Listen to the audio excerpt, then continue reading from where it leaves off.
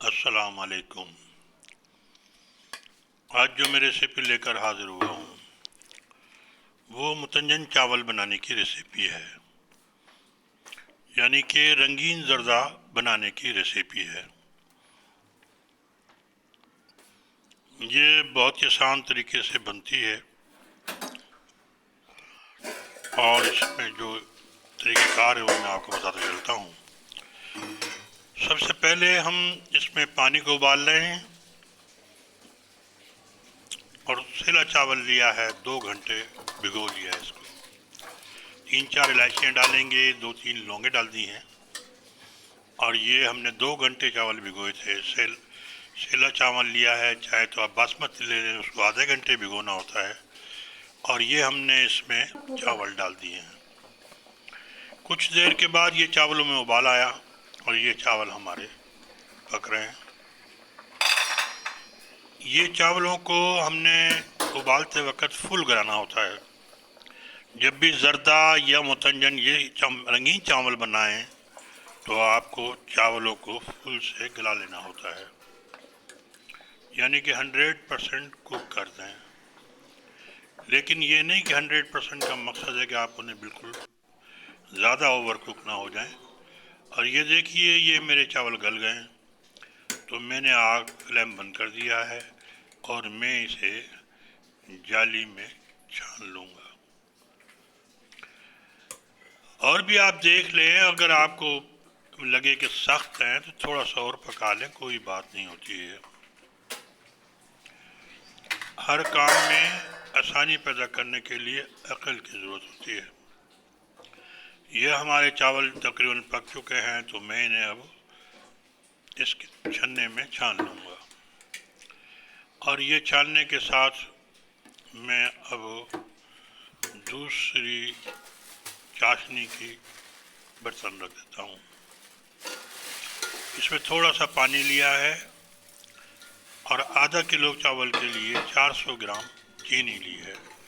400 से 450 ज़्यादा मीठे खाने वाले हों तो आधा किलो पे आधा किलो, लेकिन शहरों में कम मीठा खाया जाता है। और दूसरा ये है कि इसमें मिठाई वगैरह डलेगी तो ये खुद भी मीठा हो जाता है।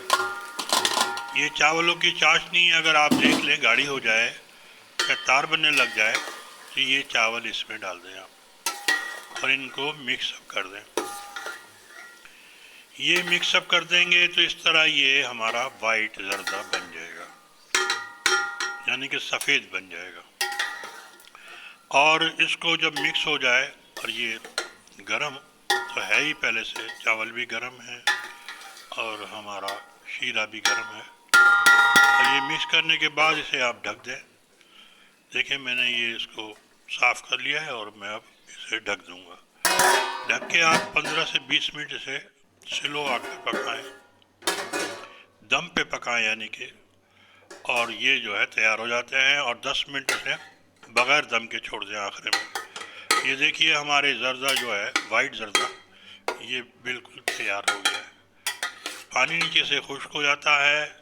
10-15 मिनट आप आग से पकाएं, उसके बाद 15 मिनट मज़ीद छोड़ दें इन्हें, तो ये सारा जो पानी है वो ख़त्म हो जाएगा।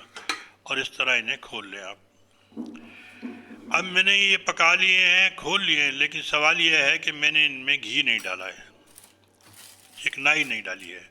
और इस तरह मैंने ये खोल कर रंग भी लगा दिए। देखें आप, पहले मैंने पीला रंग लगाया छुरी के ज़रिए से। छुरी को पानी में भिगो लेते हैं और कलर में डाल के उसे ऊपर से इसे मिक्स कर देंगे।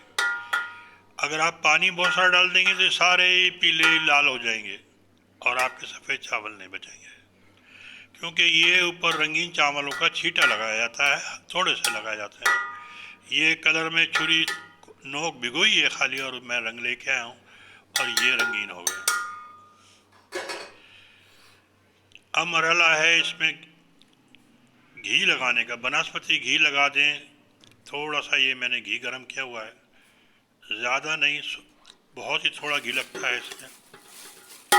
और ये हमारे चावल भी चिकने हो गए और मैंने ऊपर से ये रंगीन चावल निकाल रहा हूँ। ये मैंने प्लेट भर ली है। रंगीन रंगीन ज़्यादा चावल जो हैं वो निकाल लेता हूँ, बाकी मैं इनको डिश आउट करके इनको सजा देता हूँ। आधे चावल तो निकल गए, आधे रह गए, आधे ये तकरीबन ज़्यादा वाइट हैं।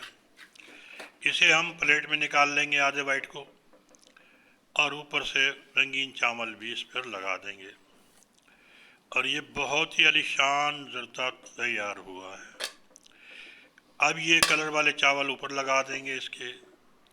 चाहें तो सबको मिक्स कर दें, कोई बात नहीं है, एक ही मकसद, एक ही बात है। आप चाहे तो उसको देगड़े में भी आप कफगीर के ज़रिए अगर देग पका रहे हैं, और अगर आप छोटा काम है तो छोटे आप पलटे वगैरह से इन्हें मिक्स कर दें। अब ये देखिए हमारा जर्दा बग़ैर मिठाई के तैयार है। अब हम इसमें कुछ मेवे सजा देंगे। ये देखिए मैंने बादाम लगाए हैं, बादाम के साथ मैं थोड़ी किशमिश भी लगा दूंगा। चाहे तो आप पिसा हुआ खोपरा भी लगा सकते हैं, थोड़ा सा आप इसमें जो है खोया भी लगा सकते हैं। वो आप पर डिपेंड करता है कि आप कितना इसमें मेवा लगाना चाहते हैं।